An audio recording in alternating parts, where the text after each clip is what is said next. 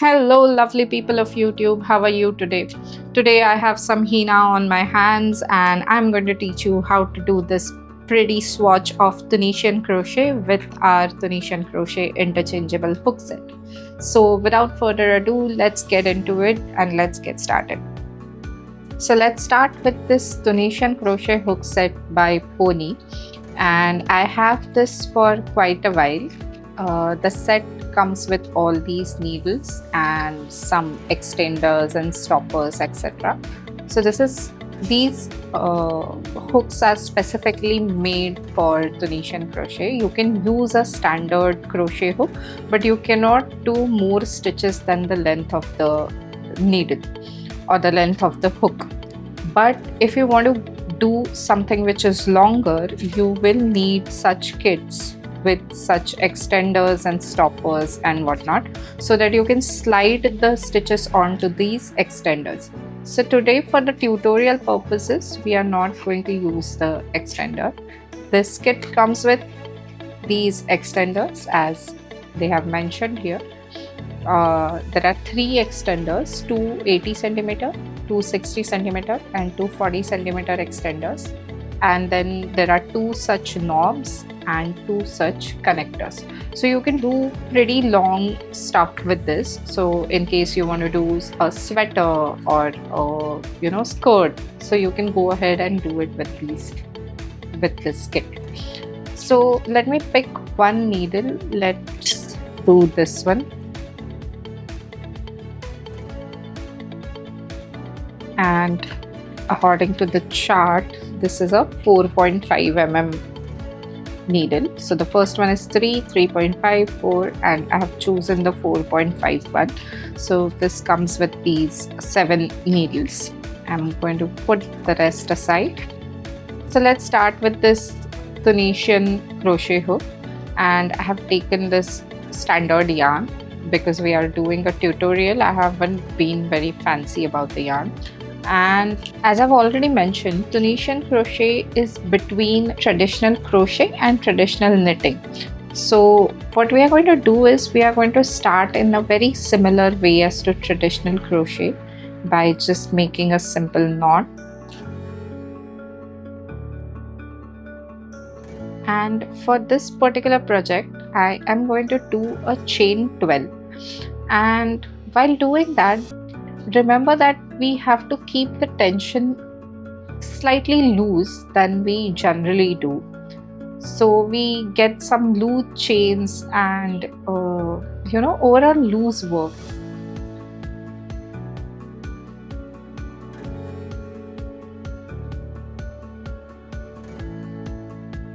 So I have this chain 12 here, and now what I'm going to do is turn the work, and we are going to do the foundation chain.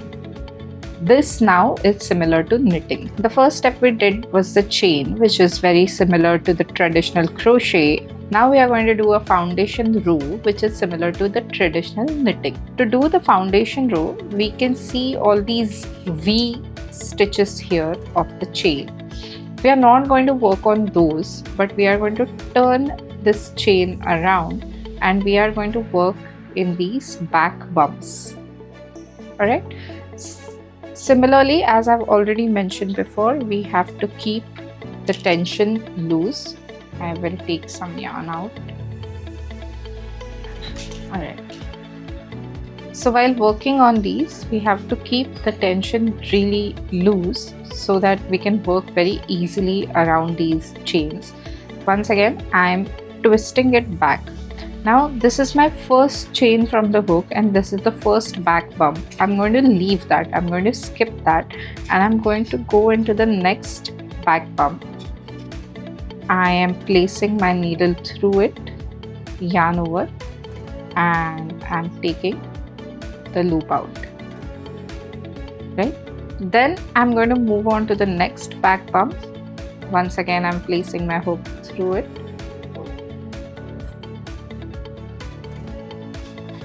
Yarn over and pull it.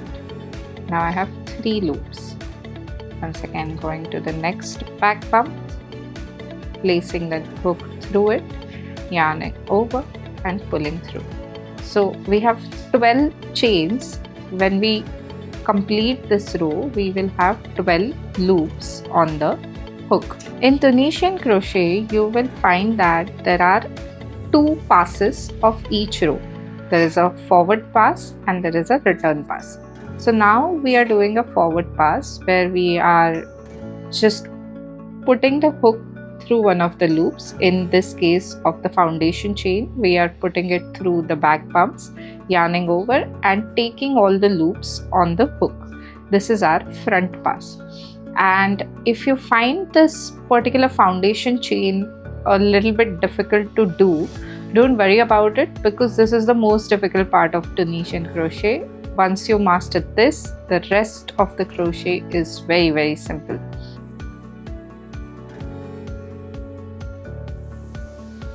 So as I've already mentioned, I've pulled the loop through the last chain, and as I said, we will have 12 loops on this hook. So now we can count to make sure: 1, 2, 3, 4, 5, 6, 7, 8, 9, 10, 11 and 12. So if this is true, then you are going right. If this is not, if there are not 12 loops on the hook, then something somewhere went wrong. You can go and check which stitch you have missed or where you have done anything extra. So once you have 12 loops here, what we are going to do is, for the first loop here, I'm going to yarn over and pull through just the first chain, the first loop, and this will be counted as the chain 1 that we usually do when we turn our project. So this is our kind of a turning chain. Then for the next, I'm going to yarn over and pull through 2 loops together.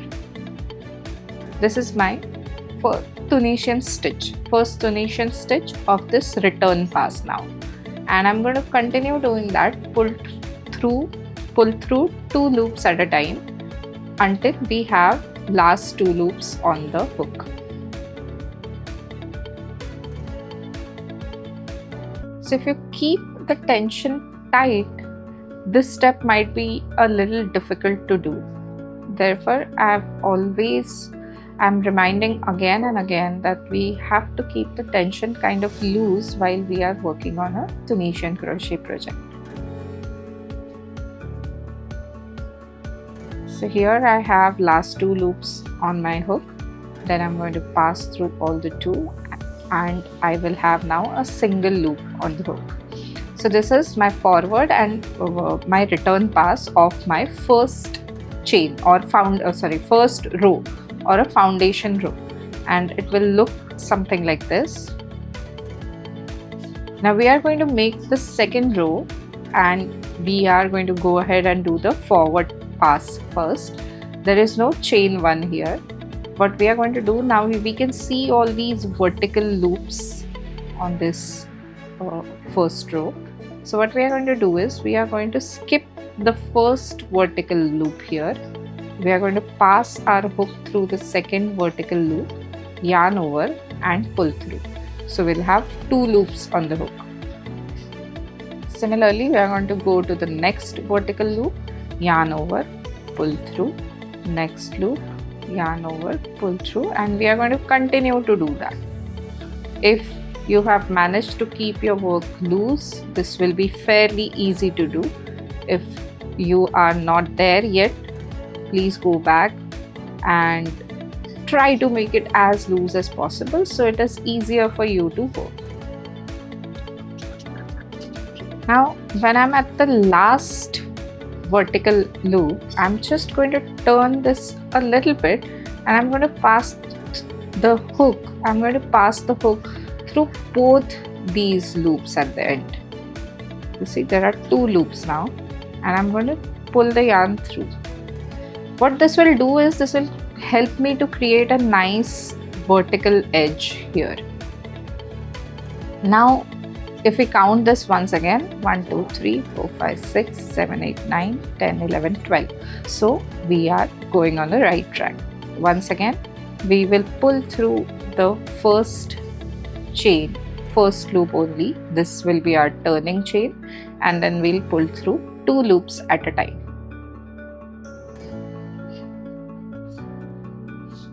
This is our return parcel.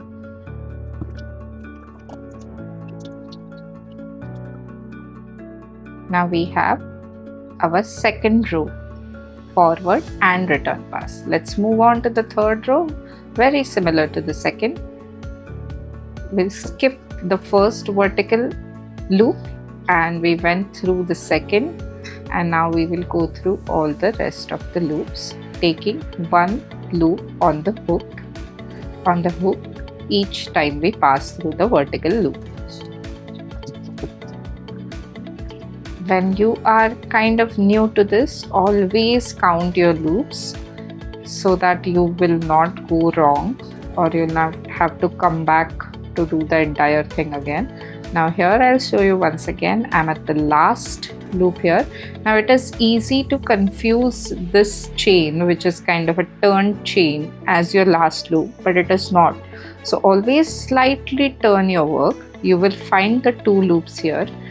Pass your hook through those two loops, and yarn over and pull through. Once again, we will count the number of loops: 1, 2, 3, 4, 5, 6, 7, 8, 9, 10, 11, 10, 11, 12, and we know that we are on the right track. We will pull through first loop and then two at a time.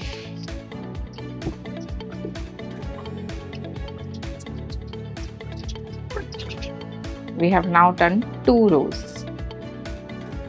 Let me do a few more rows of the camera so that we have a pretty decent sized swatch, and come back and show you how it looks.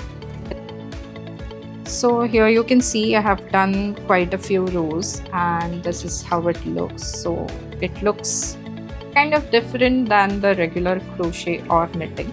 Now if we see the last row, it has still huge gaps, and we cannot tie this off like this, or we cannot end this work like this.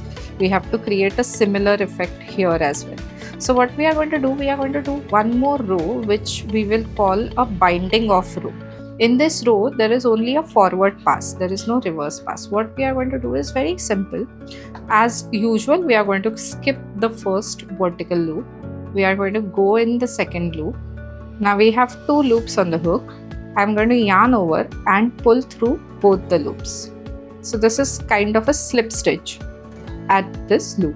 Then I'm going to go into the second loop, yarn over, pull through and pull through both the loops. Right? So you can already see that the gap is closing off, and I am getting one more row at the top.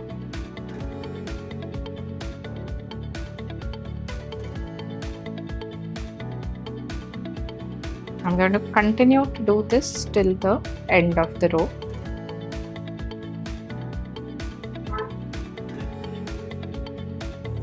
And for the last stitch, as we usually do, we are going to turn this a little bit, find the 2 loops and pass the hook through both of these loops.